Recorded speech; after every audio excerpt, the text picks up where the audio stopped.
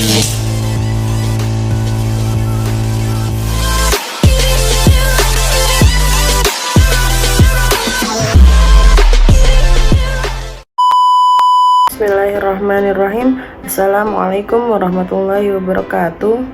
Alhamdulillahirabbil alamin wa bihi nasta'in wa ala umurid dunya waddin. Wassalatu wassalamu ala asyrafil anbiya'i wal mursalin wa ala alihi wa sahbihi ajma'in, amma ba'du. Yang saya hormati kepada Ibu Dr. Randa Ida Rashidah MAG dan Bapak Yudi Irfan Daniel HS SOS MAG.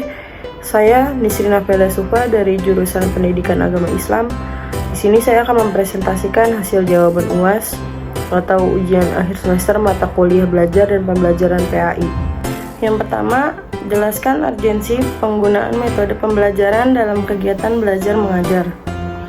Jadi kata urgensi berasal dari bahasa Inggris urgency yang berarti keadaan yang mendesak. Dalam kamus bahasa Indonesia, urgensi mempunyai arti keperluan yang amat penting dan mendesak.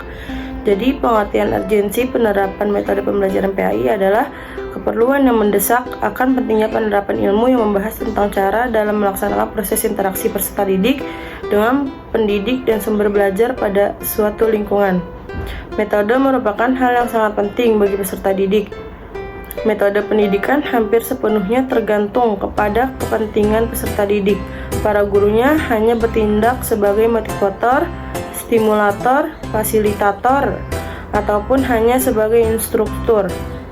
Seorang guru dituntut agar mempelajari berbagai metode yang digunakan dalam mengajarkan suatu mata pelajaran, seperti bercerita, mendemonstrasikan, mencobakan memecahkan masalah, mendiskusikan yang digunakan oleh para pendidik Islam dari zaman dahulu sampai sekarang, dan mempelajari prinsip-prinsip metodologi dalam ayat-ayat Al-Quran dan Sunnah Rasulullah SAW. Urgensi dari penerapan metodologi pembelajaran pendidikan agama Islam yaitu yang pertama, agar seorang guru dapat menyampaikan materi dengan baik, mudah dipahami oleh siswa dan siswa tidak jenuh dalam kegiatan proses belajar mengajar. Yang kedua, dengan adanya berbagai macam metodologi pembelajaran agama Islam, maka guru dapat menggunakan metode tertentu yang lebih tepat sesuai dengan kondisi kelas, sehingga proses pembelajaran lebih mudah dilakukan. Yang ketiga, yaitu pendidik dapat lebih menekankan pada segi tujuan afektif dibanding tujuan kognitif dan menjadikan peranan guru agama lebih bersifat mendidik daripada mengajar. Yang keempat, mempermudah pendidik dalam mentransfer pengetahuan agama sekaligus menumbuhkan komitmen pada siswa untuk mengamalkannya serta menghindari kesalahpahaman dalam memahami Islam. Selanjutnya, jelaskan salah satu metode pembelajaran yang Anda ketahui, definisi, kelebihan dan kekurangan serta teknik penggunaannya. Nah, di sini saya mengambil metode eksperimen. Metode eksperimen adalah suatu cara pengelolaan pembelajaran di mana siswa melakukan aktivitas percobaan dengan mengalami dan membuktikan sendiri sesuatu yang dipelajarinya. Kelebihan dari metode eksperimen itu yang pertama, siswa dapat belajar melalui pengalaman langsung. Yang kedua, memperkaya pengalaman dengan hal-hal yang bersifat objektif dan realistis. Yang ketiga, dapat mengembangkan sikap ilmiah siswa. Dan yang keempat, membuat pembelajaran bersifat aktual. Selanjutnya, kekurangan dari metode eksperimen yaitu yang pertama, memerlukan peralatan percobaan yang komplit. Yang kedua, dapat menghambat laju pembelajaran dalam penelitian yang memerlukan waktu yang lama. Yang ketiga, menimbulkan kesulitan bagi guru dan peserta didik apabila kurang berpengalaman dalam penelitian. Selanjutnya, teknik penggunaan metode eksperimen. Dalam metode ini, siswa diberi kesempatan untuk mengalami sendiri atau melakukan sendiri dengan mengikuti suatu proses, mengamati suatu objek, menganalisis, membuktikan, dan menarik kesimpulan sendiri tentang objek yang dipelajarinya. Selanjutnya itu dalam pembelajaran praktek, siswa dibiasakan berani mengemukakan pendapat dalam suasana kelas yang ramah. Yang menjadi pertanyaan yaitu apakah anak tidak berpotensi menjadi melunjak atau tidak sopan? Jadi jawabannya yaitu Pembelajaran Pakam memang mendorong siswa untuk terlibat secara aktif dalam pembelajaran. Suasana pembelajaran juga dikondisikan sedemikian rupa sehingga tercipta suasana pembelajaran yang ramah dan bersahabat. Untuk menghindari atau meminimalisir hal-hal yang tidak diinginkan, misalnya itu keributan di kelas, guru perlu menegakkan kesepakatan kelas. Kepada siswa juga perlu diberikan batas-batas agar perilaku siswa tidak kebablasan sehingga terkesan tidak sopan.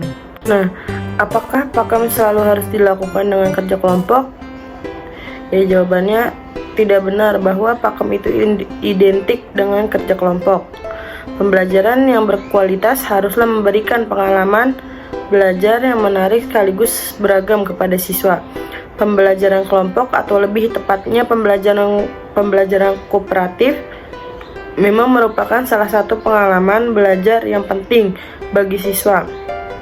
Melalui pembelajaran kooperatif, siswa berlatih untuk bekerja sama dan sharing informasi untuk memecahkan permasalahan bersama. Namun, untuk berkembang menjadi pribadi yang utuh, siswa juga perlu berlatih untuk bekerja secara mandiri dan bekerja sama dalam kelompok yang besar. Oleh karenanya, seorang guru Pakam hendaknya dapat mengelola proses pembelajaran yang bervariasi dan melibatkan siswa dalam kelompok besar atau pleno, kelompok kecil yaitu kooperatif, dan bekerja secara individual atau mandiri. Soal nomor 3 yaitu sejauh mana perkembangan teknologi membantu guru dalam proses pengajaran di kelas. Nah, jadi jika dilihat pada saat sekarang ini perkembangan teknologi informasi terutama di Indonesia semakin berkembang. Dengan adanya teknologi informasi dan komunikasi dapat memudahkan kita untuk belajar dan mendapatkan informasi yang kita butuhkan dari mana saja. Dalam dunia pendidikan, perkembangan teknologi informasi mulai dirasa mempunyai dampak positif karena dengan berkembangnya teknologi informasi, dunia pendidikan mulai memperlihatkan perubahan yang cukup signifikan. Banyak hal yang dirasa berbeda dan berubah dibandingkan dengan cara yang berkembang sebelumnya. Saat sekarang ini, jarak dan waktu bukanlah sebagai masalah yang berarti untuk mendapatkan ilmu. Berbagai aplikasi tercipta untuk memfasilitasinya. Dan kemudian teknologi informasi itu sangat membantu guru dalam proses pembelajaran karena teknologi informasi tersebut sangat memudahkan guru dalam mengolah nilai ataupun dalam bidang belajar mengajar. Proses pembelajaran merupakan suatu komunikasi yang terjadi di dalam kelas antara guru dan siswa. Soal yang keempat yaitu apa problem mendasar yang masih dihadapi guru-guru di Indonesia berkaitan dengan penerapan atau pengaplikasian teknologi pendidikan dalam proses pembelajaran. Jadi permasalahannya yang dialami guru adalah kemampuan dalam menggunakan teknologi dalam proses pembelajaran daring, karena tidak semua guru menguasai berbagai platform pembelajaran sehingga media lain yang menjadi pendukung proses pembelajaran daring, sehingga hal ini menjadi problema guru dalam melaksanakan proses pembelajaran.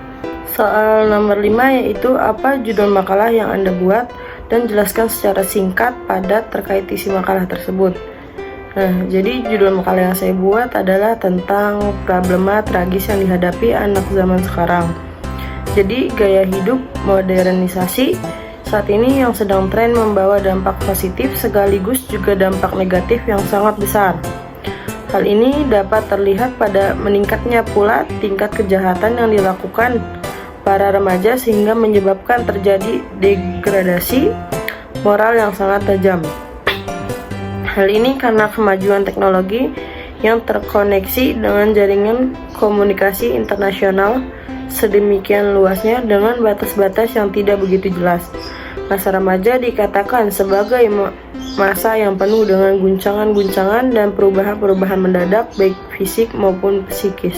Pergaulan remaja menjadi sangat mengkhawatirkan karena mencontoh gaya hidup dari film ataupun dari sosial media yang banyak tidak mendidik namun menjadi panutan. Pada rentang usia yang singkat ini, remaja harus mampu untuk memenuhi tugas perkembangan tersebut. Jika tugas perkembangan tersebut tidak terpenuhi dengan baik, maka akan timbul permasalahan yang menjadi hambatan dalam perkembangan dirinya. Mungkin itu saja yang dapat saya sampaikan, kurang lebihnya mohon maaf. Wassalamualaikum warahmatullahi wabarakatuh.